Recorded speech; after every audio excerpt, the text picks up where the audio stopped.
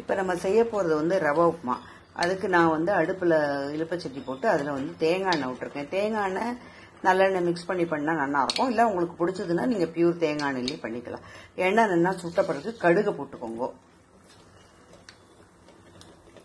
கடுகு கொஞ்சம் நல்லா வெடித்த பிறகு உளுத்தம்பருப்பு, கடலைப்பருப்பு, பச்சை மிளகா போட்டு ஜாக்கிரதையாக போடுங்க. பெருங்காயம் இதெல்லாம் போட்டுட்டு என்ன பண்ணுங்க, ரவையை கொஞ்சம் நல்லா அதில் வறுத்து அதை தனியாக எடுத்து வச்சுருங்க. அதோட 2 வத்த மிளகாயும் போட்டிருக்கேன்.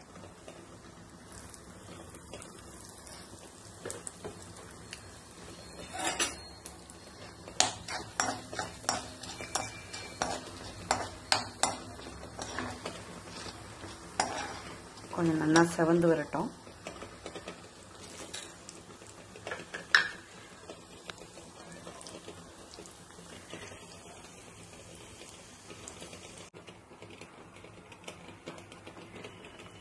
அது நல்லா வறுப்பட்ட உடனே அதுலேயும் பச்சை மிளகாய் போட்டுக்கும். கொஞ்சம் ஜாக்கிரதையாக போடுங்க, ஏன்னா வெடிக்கும்.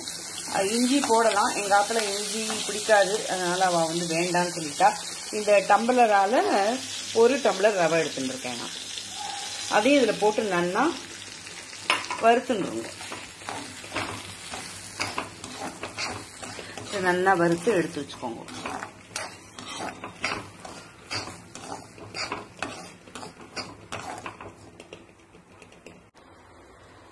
ஒரு இலுப்பச்சட்டி எடுத்துட்டுருக்கேன். அதில் வந்து நம்ம 1 டம்ளருக்கு 2.5 டம்ளர் தண்ணி எடுத்துட்டுருக்கேன். 1 டம்ளர் ரவைக்கு 2 டம்ளர் தண்ணி. இது தண்ணி நல்லா பொங்கின உடனே அதில் உப்பு போட்டுருங்க. உப்பு போட்டுட்டு இந்த ரவையை போட்டு நல்லா கலருங்க.